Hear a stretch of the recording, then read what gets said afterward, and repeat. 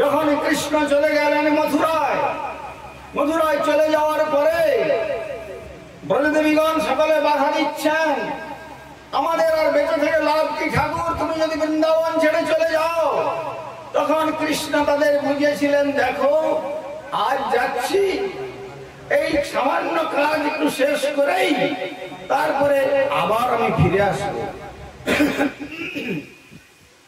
এই আশার আলো তাদের চিত্তকে উজ্জ্বল করে রেখেছিল।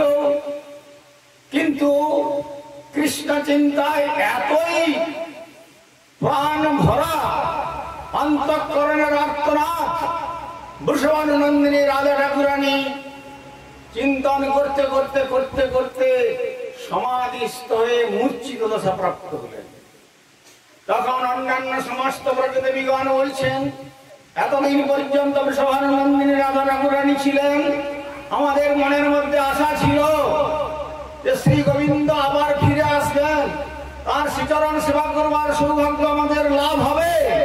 কিন্তু হায়, যখন আমাদের ঈশ্বরই চলে গেলেন, আর কৃষ্ণ বৃন্দাবনে ফিরবেন না। এই সংবাদ যখন ললিতার কাছে গেল, ললিতা দেবী তখন সামান্য তুলা নিয়ে এসে রাধারানীর নাসাগ্রে ধরলেন। দেখছেন মৃদু কম্পন হচ্ছে। মৃদু কম্পন দেখে তখন মনে করলেন রাধারানী তো এখনো মৃত্যুবরণ করে নাই, ঠিক আছে, ওর ঔষধ আমার জানা আছে। কি করলেন তিনি? তখন রাধারানীর কর্ণেতে শ্রী গোবিন্দের মধুমাখা শ্রীকৃষ্ণ নাম শ্রবণ করালেন। আর শ্রবণ করানোর সঙ্গে সঙ্গে কি হলো? কৃষ্ণ কৃষ্ণ কৃষ্ণ কৃষ্ণ বলেই তিনি আবার জেগে উঠলেন। আবার জেগে উঠে কি বলছেন? পদকর্তা বলছেন, সখী কে বাসনা নিল শ্যামনাম, আমায় কে বাসনা নিল শ্যামনাম। কেন? শুনে তোমার কোনো ক্ষতি হয়েছে?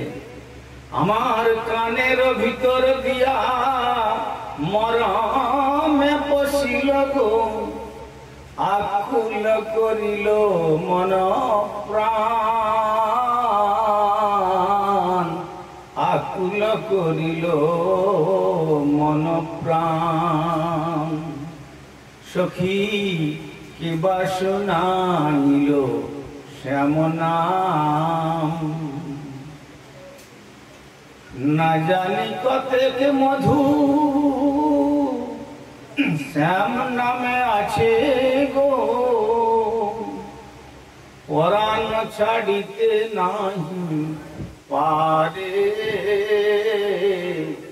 জপিতে জপিতে নাম পাগল করিল গো, কেমনে বা পাশরিব তারে সখী গো, কেমনে বা পাশরিব তারে।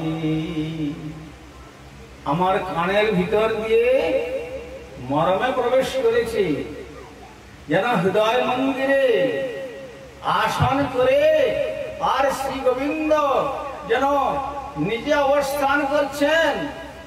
আর যখন যদি আমি চোখ বন্ধ করে থাকি তখন অন্তরে শ্রী গোবিন্দকে দর্শন করতে পাই, আর যখন নেত্র উন্মিলন করি তখন বাইরেতেও দেখতে পাই কৃষ্ণময়ী কৃষ্ণ, যার অন্তরে বাইরে যাহা যাহা নেত্র পড়ে তাহা কৃষ্ণ স্ফুরে।